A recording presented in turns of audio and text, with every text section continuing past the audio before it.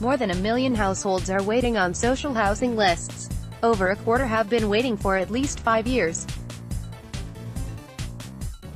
But there is no end in sight to this crisis because, as a new report has revealed, there simply isn't enough social housing in the UK.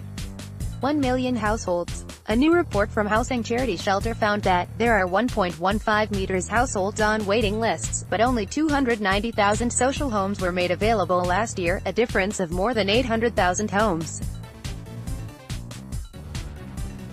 But the problems don't end there because almost two-thirds, 65%, are made to wait on lists for over a year. And a staggering 27% must wait more than 5 years. As the Canary previously reported, homelessness has reached dramatic proportions in the UK. By 2020, over 1 million households risk becoming homeless because of rising rents, benefit freezes and a lack of social housing. These latest figures suggest that the numbers could end up being even higher. Wake-up call. The number of people still waiting to be housed after the Grenfell Tower tragedy that killed 72 people reflects the extent of this crisis. Deborah Bates from Shelter called the plight of Grenfell survivors shocking, especially when they were fast-tracked outside of their local authority waiting list. The Grenfell tragedy and the situation we still face 1 year on must be a wake-up call. A report, PDF, P1, from the North Kensington Law Centre stated, out of 209 households from Grenfell Tower and Walk, 72 remain in emergency hotel accommodation, 55 are residing in temporary accommodation, and just 82 have moved into permanent accommodation. Following a major disaster, there's simply not enough housing to accommodate the survivors. Polly Neat, CEO of Shelter, said the fact survivors are still homeless has totally shaken people's trust in the safety net the state supposedly provides. But the Shelter report found that this crisis also runs nationwide.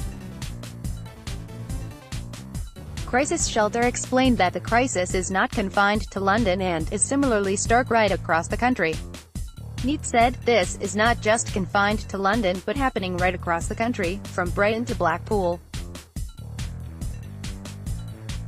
Families are unable to get settled and unable to get on with their lives." Even Tory councillors have criticised the government's approach. In 2017, Theresa May promised £2 billion for a new generation of council houses and affordable homes for rent, but 71% of senior councillors from her party told a poll by Survation they were worried this would not be enough to meet the needs of their constituents. The crisis epitomises Conservative housing policy. Since Margaret Thatcher introduced her flagship right-to-buy housing policy in the 1980s, social housing stock has dwindled. On the 11th of June, analysis from the Local Government Association (LGA) revealed that this system is unsustainable. Since 2012, over 60,000 homes were sold for less than half the market rate under right to buy. As a result, two-thirds of councils have no chance of replacing these, and there's a shortfall of 46,000 homes, which could have provided secure affordable housing for key workers, victims of domestic violence, veterans, people facing homelessness, and others in desperate need of a home they can afford. Homes for all? Private rents are spiraling out of control. Wages are stagnant, so few can afford private rents, let alone to buy. Universal credit is plunging thousands into poverty.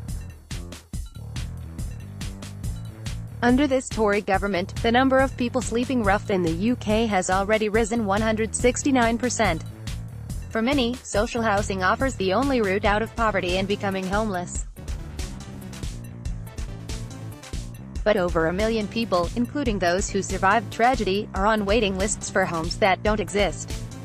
This is a ticking time bomb. Get involved. Join the Canary, so we can keep holding the powerful to account. Featured image via Paolo Margari, Wikimedia.